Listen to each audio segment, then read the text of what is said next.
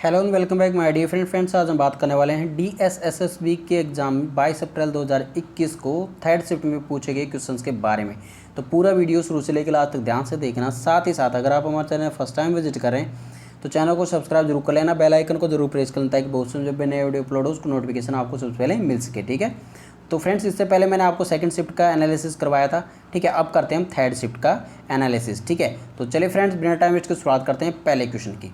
ठीक है, देखिए सेकंड शिफ्ट का आपको मैंने करवा दिया था इससे पहले। ठीक है, तो अब हम बात करते हैं थर्ड शिफ्ट की। ठीक है, देखिए थर्ड शिफ्ट का पहला क्वेश्चन आपको करवाते हैं। देखिए फ्रेंड्स पहला क्वेश्चन देखिए, पहला क्वेश्चन आपसे पूछा गया था जीव विज्ञान वर्गीकरण के अनुसार तितलियां और पतंगे दोनों किस वर्ग के प्राणी हैं। जो तितलियां हैं और जो पतंगे हैं वो सभी लेपिडोप्टेरा वर्ग के प्राणी है। ठीक है, तो क्या है लेपिडोप्टेरा। ठीक है, ये याद रखना है आपको, लेपिडोप्टेरा वर्ग के प्राणी है। तो लेपिडोप्टेरा आपका राइट आंसर हो जाता है यहाँ पे। एक क्वेश्चन आपसे पूछा गया था प्रमोद सावंत किस राज्य के मुख्यमंत्री है। तो प्रमोद सावंत वर्तमान में गोवा राज्य के मुख्यमंत्री हैं। इन्होंने किसकी जगह स्थान लिया था, मनोहर पर्रिकर की जगह, जिनका भी हाल ही में निधन हो गया था। ठीक है, उनकी जगह बने थे प्रमोद सावंत। इंपॉर्टेंट याद रखना। नेक्स्ट अगर आपसे पूछा जाए यहाँ पे देखिए राज्यपाल, तो मृदुला सिन्हा राज्यपाल हैं गोवा की। और अगर राजधानी पूछा जाए तो पणजी इसकी राजधानी है। तो तीनों ही चीज़ें आपको याद रखनी है। ठीक है, चलिए नेक्स्ट क्वेश्चन आपसे पूछा गया था। देखिए क्वेश्चन नंबर 3 देखिए, क्वेश्चन नंबर 3 में आपसे पूछा गया था भारतीय संविधान का 12वां संविधान संशोधन किससे संबंधित है। ये क्वेश्चन आपसे पूछा गया था। तो भारत का जो 12वां संविधान संशोधन है जो कब हुआ था, 1962 में हुआ था, किससे संबंधित है। इस संशोधन के द्वारा गोवा, दमन और दीव को केंद्र शासित प्रदेश के रूप में शामिल किया गया था। ठीक है, और इस प्रयोजन के लिए अनुच्छेद 240 का संशोधन किया गया था। ये भी आपको याद रखना। तो मतलब भारत का जो संविधान संशोधन है 12वां, ठीक है, वो किससे संबंधित है, गोवा, दमन और दीव को केंद्र शासित प्रदेश के रूप में शामिल किया गया था भारत के अंदर। ठीक है, तो इससे रिलेटेड है, इंपॉर्टेंट है, याद रखना। इससे क्वेश्चन बहुत ज़्यादा क्वेश्चन पूछे गए हैं। ठीक है, आपको देखिए नेक्स्ट क्वेश्चन आपको अभी थोड़ी देर मिलने वाला है। चलिए नेक्स्ट क्वेश्चन देखिए, आंध्र प्रदेश राज्य भारत के किस घाट के अंतर्गत आता है। ये क्वेश्चन आपसे पूछा गया था। तो आंध्र प्रदेश राज्य भारत के पूर्वी घाट के अंतर्गत आता है। ठीक है, तो देखिए पूर्वी घाट का विस्तार पश्चिम बंगाल, उड़ीसा, आंध्र प्रदेश से तमिलनाडु तक है। तो पूर्वी घाट की पहाड़ियों के मध्य से प्रायद्वीपीय भारत की 4 प्रमुख नदियाँ होकर जाती है, जिसे गोदावरी, महानदी, कृष्णा और कावेरी के नाम से जाना जाता है। चलिए पूर्वी घाट आपसे पूछ लिया, सपोज आपसे पूछा जाए पश्चिमी घाट, फिर तो लीजिए पश्चिमी घाट भी आपके सामने है, तो इसको भी याद कीजिए। देखिए पश्चिमी घाट ताप्ती नदी से लेकर कन्याकुमारी तक भारत के 6 राज्यों कौन कौन से, तमिलनाडु, कर्नाटक, केरल, गोवा, महाराष्ट्र और गुजरात में फैला है। पश्चिमी घाट की बात कर रहे हैं फ्रेंड्स यहाँ पे। पूर्वी घाट आपको बता दिया, पश्चिमी घाट आपसे पूछा जाएगा। ठीक है, तो आपको याद रखना है कौन कौन से राज्य इसके कौन कौन से राज्य आते हैं इसके अंतर्गत, पश्चिमी घाट के अंतर्गत। देखिए तमिलनाडु, कर्नाटक, केरल, गोवा, महाराष्ट्र और गुजरात में। ठीक है, तो ये पश्चिमी घाट फैला हुआ है। ठीक है, देखिए पश्चिमी घाट भारत के सबसे ज़्यादा वर्षण क्षेत्रों में से एक है। साथ ही यह भारतीय प्रायद्वीप की जलवायु को महत्वपूर्ण रूप से प्रभावित करता है। ठीक है, तो आपको ये दोनों चीज़ें याद रखनी फ्रेंड्स। एक क्वेश्चन आपसे पूछा गया था, देखिए आपको मैंने कल ही बताया था फ्रेंड्स यहाँ पे। देखिए फीफा विश्व कप 2022 कहाँ पर आयोजित होगा, ये क्वेश्चन पूछा गया है।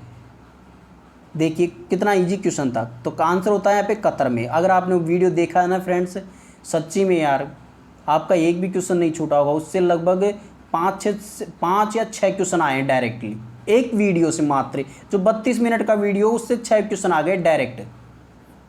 ठीक है, देखिए यहाँ पे 22वां फीफा विश्व कप कहाँ होगा, तो कतर 2022 में होगा। अगर 23वां फीफा विश्व कप पूछा जाए आपसे तो अमेरिका, मेक्सिको और कनाडा में होगा, जो कि 2026 में होगा। ठीक है, चलिए बात करते हैं आगे कुछ और इम्पोर्टेंट। देखिए फीफा महिला फुटबॉल विश्व कप कहाँ पे होगा 2023 का, ये होगा ऑस्ट्रेलिया एवं न्यूजीलैंड में। अगर आपसे पूछा जाए फीफा अंडर 17 महिला विश्व कप 2022 कहाँ पे होगा, तो ये भारत में होगा। अगर आपसे पूछा जाए फीफा अंडर 17 पुरुष विश्व कप 2023 कहाँ पे होगा, तो ये पेरू में होगा। ठीक है, नेक्स्ट बात करते हैं यहाँ पे। देखिए फीफा अंडर 20 पुरुष विश्व कप 2023 कहाँ पे होगा, तो आंसर होगा इंडोनेशिया में। ठीक है, तो आपको सभी चीज़ें याद रखनी है ये। ठीक है। चलिए नेक्स्ट क्वेश्चन देखते हैं। एक क्वेश्चन आपसे ये पूछा गया था फ्रेंड्स, गुड़ी पड़वा उत्सव किस राज्य में मनाया जाता है? तो क्या आंसर होगा आपका? महाराष्ट्र राज्य में, ठीक है। तो महाराष्ट्र राज्य यहाँ पे आपका राइट आंसर हो जाएगा। गुड़ी जो पड़वा उत्सव है वो महाराष्ट्र राज्य में मनाया जाता है। यह पूरे महाराष्ट्र में धूमधाम के साथ मनाया जाता है। दक्षिणी भारत में इस पर्व को उगादी नाम से जाना जाता है। ये भी आपको याद रखना है, दक्षिणी भारत में इस पर्व को किस नाम से जाना जाता है? उगादी, ठीक है, इंपॉर्टेंट है। नेक्स्ट क्वेश्चन देखते हैं। क्वेश्चन नंबर 7 देखिए फ्रेंड्स, वह दर जिस पर आरबीआई अन्य कमर्शियल बैंक को पैसा उधार देता है उसे क्या कहते हैं? तो उसको हम रेपो रेट कहते हैं, ठीक है। तो वह दर जिस पर आरबीआई अन्य कमर्शियल बैंक्स को पैसा उधार देता है ना, उसको हम रेपो रेट कहते हैं। लेकिन रिवर्स रेपो रेट क्या होती है? रिवर्स रेपो रेट वह दर होती है जिस पर आरबीआई वाणिज्यिक बैंकों से धन उधार लेता है। इसमें तो पैसा उधार दे रहा है, लेकिन इसमें उधार ले रहा है। ये कौन ले रहा है? आरबीआई उधार ले रहा है, और इसके अंदर आरबीआई उधार देता है। रेपो रेट में तो क्या होता है? आरबीआई दूसरे बैंकों को उधार देता है, और रिवर्स रेपो रेट में क्या होता है? आरबीआई दूसरे बैंकों से उधार लेता है, ठीक है। तो दोनों ही चीज़ें आपको याद रखनी है, ठीक है। अब देखिए, अगर आपसे पूछा जाए यहाँ पे नेक्स्ट शिफ्ट में ये भी पूछा जा सकता है कि वर्तमान में आरबीआई की ओर से ऐलान किया गया है कि रेपो रेट कितनी है? तो रेपो रेट 4% है, वर्तमान की बात कर रहे हैं, ठीक है। साथ ही अगर आपसे रिवर्स रेपो रेट पूछा जाए तो 3.35% है। दोनों ही चीज़ें आपको याद रखनी है, ठीक है। चलिए नेक्स्ट क्वेश्चन देखते हैं फ्रेंड्स। यहाँ पे क्वेश्चन नंबर 8 देखिए। क्वेश्चन नंबर 8 में आपसे पूछा गया, दादा साहेब फाल्के अवार्ड 2021 में बेस्ट एक्ट्रेस का अवार्ड किसे मिला था? अब आपसे पहले वाले में क्या पूछा था? 51वां दादा साहब फाल्के अवार्ड किससे मिला? तो वो रजनीकांत को हो गया। उससे पहले वाला पूछता 50वां, तो वो अमिताभ बच्चन। उससे भी पहले वाला पूछता 49वां, तो वो विनोद खन्ना थे, ठीक है भाई। अब बात कर लिया आपसे, क्या दादा साहेब फाल्के अवार्ड 2021 में बेस्ट एक्ट्रेस का अवार्ड किसे मिला? तो देखिए, दीपिका पादुकोण यहाँ पे आपका राइट आंसर हो जाएगा। बेस्ट फिल्म की बात करें तो तानाजी अनसंग वॉरियर, ठीक है, जो किसकी है? आप सभी को पता होगा ही, अजय देवगन की। नेक्स्ट बात करते हैं हम, बेस्ट डायरेक्टर का अवार्ड किसे मिला? तो अनुराग बासु को मिला था। किसके लिए? लूडो के लिए, ठीक है। बेस्ट एक्ट्रेस का दीपिका पादुकोण को मिला था, और किस मूवी के लिए मिला था? इसको छपाक मूवी के लिए, ठीक है। नेक्स्ट बात करते हैं बेस्ट एक्टर का, तो अक्षय कुमार को मिला है, और किस मूवी के लिए? लक्ष्मी बॉम्ब मूवी के लिए, ठीक है। लक्ष्मी बॉम्ब मूवी है ना, आपने अभी देखी होगी शायद, ठीक है। तो देखिए, आपको मैंने पूरी चीज़ें बता दी है, बस इसका स्क्रीनशॉट लीजिए, चाहे कुछ भी कीजिए, बस इसको रट्टा मार लीजिए। नेक्स्ट बात करते हैं फ्रेंड्स यहाँ पे क्वेश्चन नंबर 9। वित्त वर्ष 2021 में भारतीय अर्थव्यवस्था का आकार कैसा है? ये क्वेश्चन आपसे पूछा गया था। आंसर होगा पे वी शेप्ड रिकवरी, ठीक है। कैसी है? वी शेप्ड रिकवरी, ठीक है। आंसर हो जाएगा वी शेप्ड रिकवरी। अगर आपसे पूछा गया था यहाँ पे क्वेश्चन, देखिए, सकल राष्ट्रीय आय की गणना किस आधार पर की जाती है? तो सकल राष्ट्रीय आय जीएनपी, ग्रोस नेशनल प्रोडक्ट या फिर ग्रोस नेशनल इनकम, उसको एक ही बोला जाता है। अभी आप को दोनों ही चीज़ें याद रखनी है, एक ही बात होती है, ग्रोस नेशनल इनकम या ग्रोस नेशनल प्रोडक्ट, ठीक है। तो इसका गणना कैसे की जाती है? तो देखिए, उपभोग प्लस निवेश प्लस सरकार प्लस एक्स, एक्स क्या होता है? शुद्ध निर्यात या आयात शून्य से निर्यात, ठीक है। और जेड, जेड क्या है यहाँ पे? विदेशी निवेश से घरेलू निवासियों द्वारा प्राप्त शुद्ध आय माइनस घरेलू निवेश से विदेशी निवेशियों द्वारा अर्जित शुद्ध आय का डिफरेंस, ये जेड होता है, ठीक है। तो इन सभी का जो योग होता है वो क्या होता है? सकल राष्ट्रीय आय की गणना की जाती है, ठीक है। चलिए नेक्स्ट बात करते हैं यहाँ पे क्वेश्चन नंबर 11। महात्मा बुद्ध ने अपने उपदेश किस भाषा में दिए थे? तो आंसर होगा यहाँ पे पाली भाषा में दिए थे, ठीक है। कोई दिक्कत नहीं है। अगर आपने जो हमारा जो नीचे डिस्क्रिप्शन बॉक्स में जो वीडियोज़ हैं बौद्ध धर्म से संबंधित और जैन धर्म से संबंधित जितने भी इंपॉर्टेंट वीडियोज़ हैं, अगर आपने वो देखे हैं तो कोई दिक्कत नहीं है।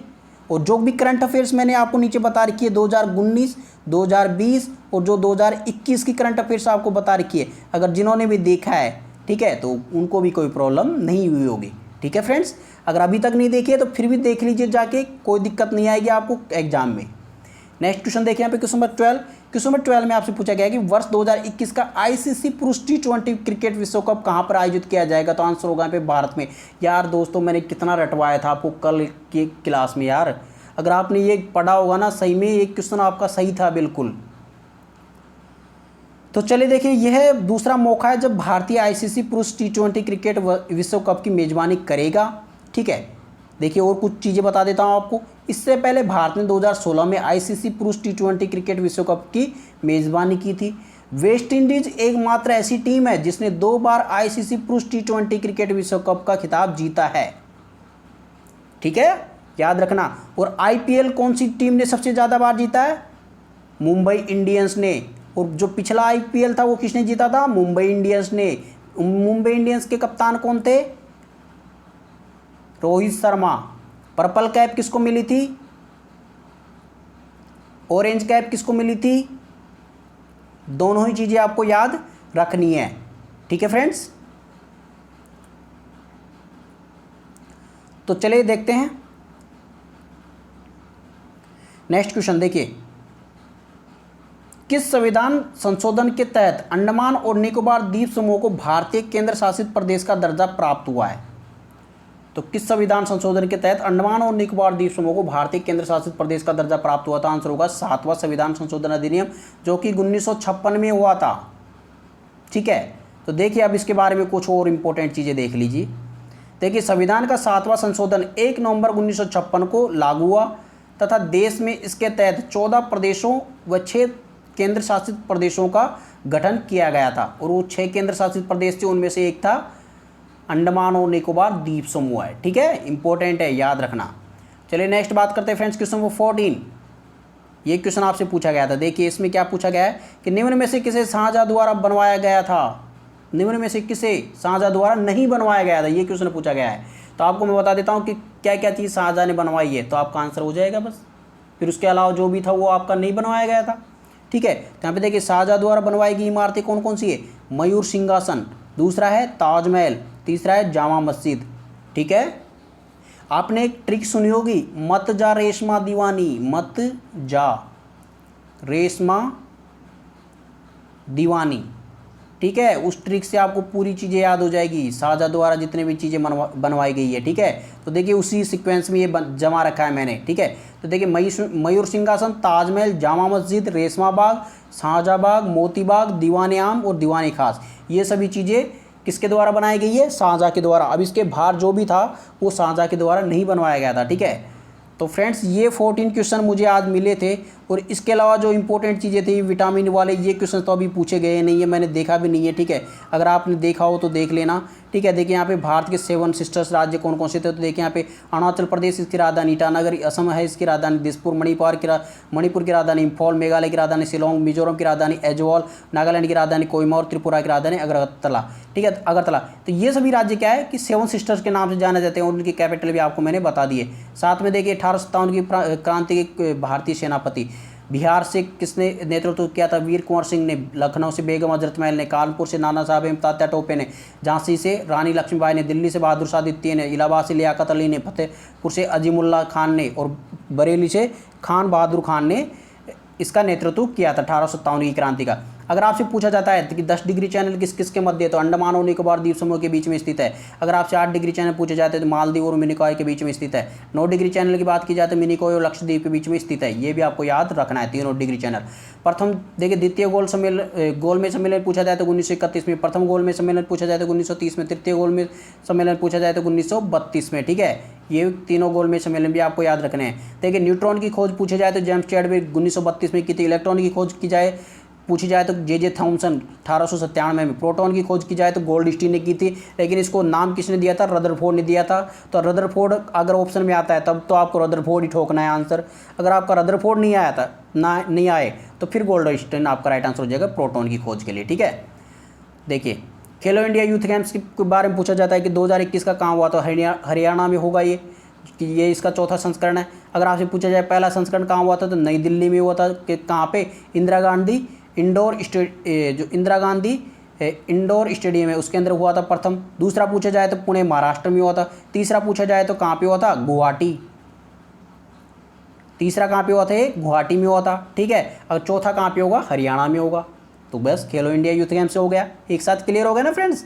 तो ये सभी चीज़ें इंपॉर्टेंट थी, तो आपको ये सभी चीज़ें याद रखनी है। तो फ्रेंड्स आई होप आज की वीडियो आप सभी को पसंद आएगी। वीडियो पसंद आए तो इसको लाइक कमेंट और शेयर जरूर करना। चैनल पे फर्स्ट टाइम विजिट करो तो चैनल को सब्सक्राइब करना मत भूलना और बेल आइकन को जरूर प्रेस करना है, ताकि भविष्य में जब भी नए वीडियो अपलोड हो उसको नोटिफिकेशन आपको सबसे पहले मिल सके। तो चलिए फ्रेंड्स मिलते हैं वीडियो के साथ, तब तक take care and God bless you all, bye.